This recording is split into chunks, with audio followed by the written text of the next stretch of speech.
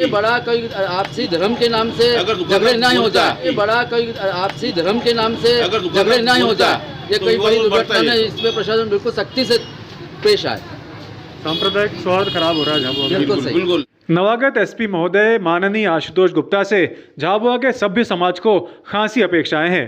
एक वर्ग विशेष की दबंगई और दादागिरी के चलते सभ्य समाज एक लंबे समय से दहशत और डर के वातावरण में जी रहा है। अपने घरों के आंगन में बकरे और भैंस से निकला हुआ मल मूत्र और खून देखकर एक लंबे समय के बाद जब एक बहादुर युवक ने झाबुआ के वार्डों में संचालित हो रहे अवैध मांस मटन की दुकानों के खिलाफ आवाज उठाई, तब पुलिस प्रशासन हरकत में तो आया, लेकिन अपराधियों को प्राप्त राजनीतिक संरक्षण के चलते मामूली धाराएं लगाई गई और उसी दिन अपराधियों की जमानत भी करवा दी गई। पुलिस की इस निष्क्रियता और उदासीन रवैये को नवागत एसपी महोदय के संज्ञान में लाना इसलिए आवश्यक है क्योंकि लगातार वर्ग विशेष की इससे हिम्मत बढ़ती जा रही है, जिसका परिणाम ये निकला कि ईद जैसे पावन त्योहार के दिन भी एक श्रावण सोमवार का उपवास कर रही गुरु माता के ऊपर अंडे फोड़े गए।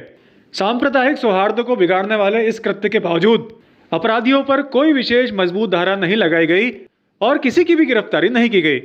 स्थानीय थानों से जवाब मिला कि छोटे छोटे बच्चे हैं जो अपना जन्मदिन मना रहे थे और इन्होंने तो केक और फूल फेंके थे, जबकि जमीनी हकीकत इसके बिल्कुल विपरीत थी, जिसके गवाह एक नहीं वहां पर मौजूद 7 से 8 परिवार हैं।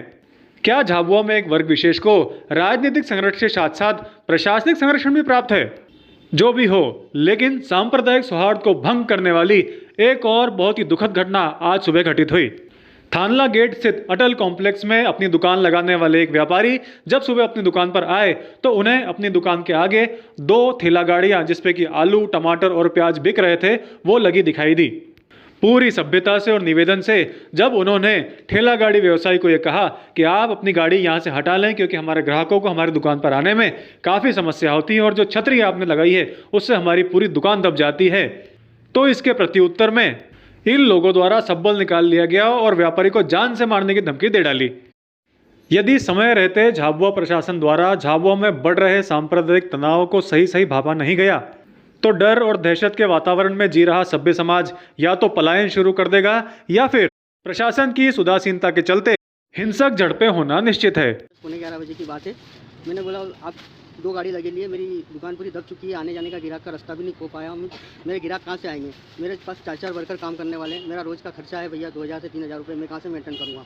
इतना सा बोला उनको तो उसने मेरे को सब्बल निकाल के बोले मारूंगा इससे तेरे को। अच्छा हाँ, सब्बल निकालने के मैंने बोला मान लो भैया, और क्या, मैं तो इससे हाथ जोड़ से उससे विनती करी मैंने कि आप गाड़ी हटा लो प्लीज़, पर इस सब व्यापारी जितने भी 15 व्यापारी डर के कारण कोई भी इसका सामना करना आज तक नहीं पाया।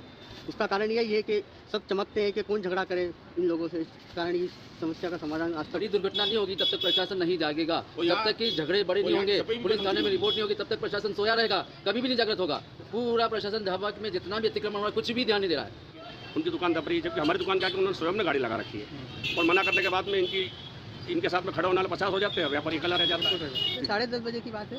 मैं दुकान पे जब आया तो ये सामने आज नई एक ठेला गाड़ी 2 ठेला गाड़ी लगा के और ऊपर उन्होंने छतरी लगा दी और मेरी दुकान को पूरी दबा के और सामने लगी हुई है बिल्कुल मेरे दुकान पे, और हम लोग बोलने गए तो वो झगड़ा करने आ गए हमसे। झगड़े करना पड़ते हैं रोज बीच में ये पार्किंग की जगह तकलीफ पड़ती है। तो अब खड़ा होकर देखो, एक भी अगर दुकान दिखती हो तो बता दो दुकान से। झाबुआ मुख्य बाजार में जहां 10-10 फीट के जमीन के टुकड़ों की कीमत करोड़ों रुपए है, वहां पर फ्री में ये दुकान लगाने वाले व्यवसायी ये तक नहीं सोचते कि इनके इस कृत्य से अपने खून पसीने की मेहनत से जिन लोगों ने अपनी दुकानें लगाई हैं उनके व्यापार पर कितना विपरीत असर पड़ेगा, और इन्हें समझाने की गलती अगर कोई कर दे तो उन्हें मिलती है सिर्फ माँ बहन की अश्लील गालियाँ और जान से मारने की धमकी।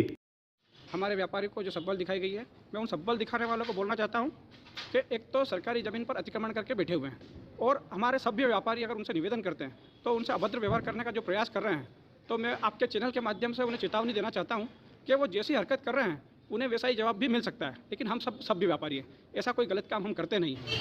और फिर मवेशी को जब वो भगाते हैं तो मवेशी जब भागता है तो लोगों से टकराता है, कई बार ग्राहक से टकराता है, घटना घट जाती है। अभी कुछ समय पूर्व ही एक सज्जन की झाबुआ में मवेशी के टकराने से डेथ हो गई है। ऐसी बहुत समस्या आती है। मंदिर के आगे भी सब ठेले लगा लेते हैं, जैसे मंदिर में आने वाले श्रद्धालुओं को भी तकलीफ आती है, जगह नहीं मिलती है, या तो वो दर्शन नहीं करते हैं या तो और किसी की दुकान के आगे गाड़ी खाली करते हैं, तो वो कहते हैं कि भैया यहाँ गाड़ी खड़ी मत कीजिए। ऐसी अनेक समस्या आती है।